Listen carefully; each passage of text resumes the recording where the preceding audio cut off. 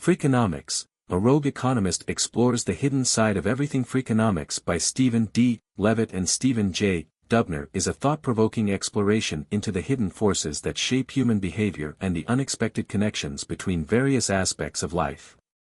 The authors challenge conventional wisdom, using economic theory to uncover surprising insights into everyday life.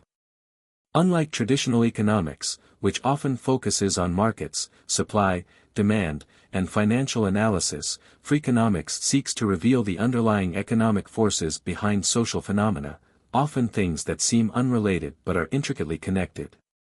The book uses a variety of real-world examples to explore human behavior, showing how incentives, whether positive or negative, play a powerful role in shaping actions. At its core, Freakonomics focuses on the idea that economics is not just about money and markets, but about understanding the choices people make based on incentives. Chapter 1: What do schoolteachers and sumo wrestlers have in common? In the first chapter, Levitt and Dubner discuss the concept of incentives and how they can be manipulated to influence behavior. They begin by discussing a seemingly unrelated pair of professions, schoolteachers and sumo wrestlers, and show how both have been involved in cheating. Schoolteachers. In an analysis of test scores in Chicago schools, Levitt and his team found that certain teachers were caught cheating. They had altered their students' answers on standardized tests to improve their school scores. This happened because the teachers were incentivized by the rewards for better test results, bonuses, prestige, and continued employment. The rewards led to unethical behavior. Sumo wrestlers. Similarly, in the world of sumo wrestling, where matches are often fixed, the incentive is to maintain one's ranking, as it leads to greater earnings and prestige. Levitt analyzed match outcomes and found patterns of wrestlers throwing matches to ensure their ranking or to help a fellow wrestler maintain his. These two examples highlight how incentives can drive behavior in ways that go against societal norms or ethical boundaries.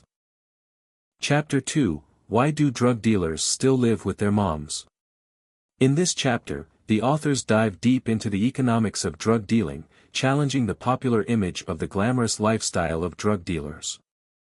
They conducted an investigation into the lives of low-level drug dealers, showing that most live in poverty despite the dangerous and illicit nature of their work. Levitt and Dubner point out that the majority of money in the drug trade is not made by street-level dealers, but by the kingpins at the top of the drug-dealing pyramid. These lower-level dealers, who often work in extremely dangerous and risky conditions, make very little money.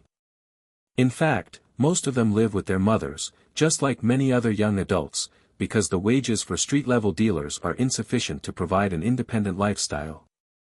This creates an economic paradox: the risks are high, but the rewards are meager for those at the bottom. This chapter also touches on the incentives of the drug trade. Despite the small profits, dealers continue to work in this environment because the potential for high rewards is too enticing, especially compared to the alternative of low-paying, legal jobs. The authors draw attention to how the structure of the drug trade, and the risks it entails, leads to poor economic outcomes for those at the bottom of the pyramid. Chapter 3: Why do most crime rates fall? Levitt and Dubner challenge the conventional wisdom about crime reduction, which typically focuses on policing, tougher laws, and stronger punishments. In a groundbreaking analysis, they link the dramatic drop in crime in the 1990s to the legalization of abortion in the 1970s. The authors argue that the availability of legal abortion led to fewer unwanted children being born into poor families, particularly in the African American community. These children were more likely to grow up in poverty, which is strongly correlated with higher crime rates. The legalization of abortion, according to Levitt and Dubner, led to a decrease in the number of children born into high-risk environments, which ultimately contributed to a decline in crime in the 1990s. This chapter is controversial, and Levitt and Dubner acknowledge that it's a sensitive topic, but it illustrates the broader point that societal changes and policies can have long-term and unforeseen consequences on crime rates. Chapter 4: Why do education and school test scores matter so much? In this chapter, the authors analyze the education system, particularly the factors that determine a student's success. They explore the concept of school choice and the debate surrounding charter schools. Using data from the Chicago public school system, they investigate whether schools that invest heavily in resources, like experienced teachers or expensive school facilities, lead to better educational outcomes. What Levitt and Dubner found was that, while teacher quality is important, a student's socioeconomic background, the level of education of their parents, and the expectations placed on them have far more influence on their academic success than factors such as school funding or facilities. In fact, when schools offered incentives to teachers for improving students' test scores, some teachers resorted to cheating. This section shows how the incentives for schools, teachers, and students are often misaligned, leading to less effective outcomes than might be expected. Chapter 5: What Makes a Perfect Parent? Levitt and Dubner also explore how parents' behaviors and decisions impact their children's future success. They look at various parenting strategies, such as whether time spent with children or educational toys matter. Interestingly, their research suggests that factors like a parent's socioeconomic background, their ability to nurture their child's self-discipline, and the overall environment in which the child grows up are far more important than any specific parenting techniques.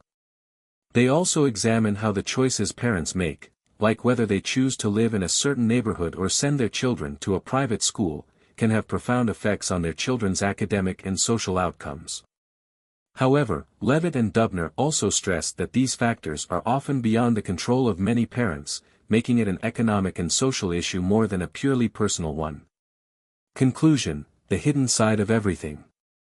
Freakonomics ultimately challenges the reader to reconsider their assumptions about the world and highlights the complexity of human behavior.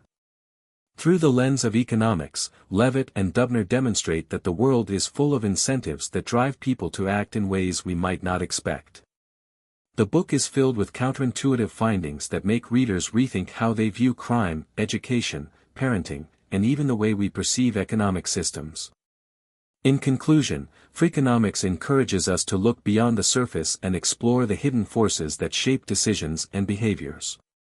By using economic principles, Levitt and Dubner show that many of our societal issues, crime, education, drug dealing, and even parenting, are influenced by complex incentives, not just by laws, policies, or morality. The book's ability to connect seemingly unrelated topics with insights from economics is a testament to the power of unconventional thinking.